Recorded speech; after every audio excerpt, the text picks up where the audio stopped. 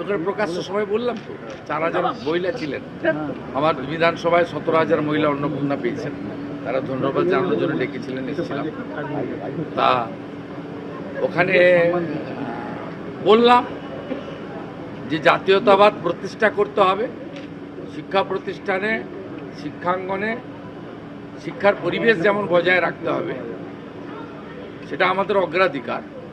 সাথে সাথে জাতীয়তাবাদকেও প্রতিষ্ঠা করতে হবে। টুকরে টুকরে গ্যাং, জিহাদি গোষ্ঠী,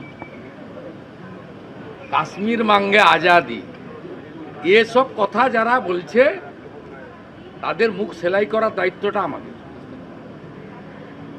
আমি রাখি পূর্ণিমার দিন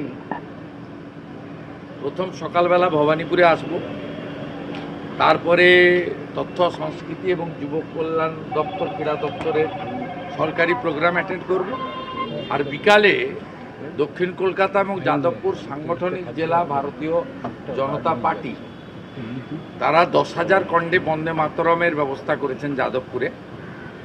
ওই পূর্ণাঙ্গ বন্দে মাতরম গাওয়ার জন্য আমি থাকব।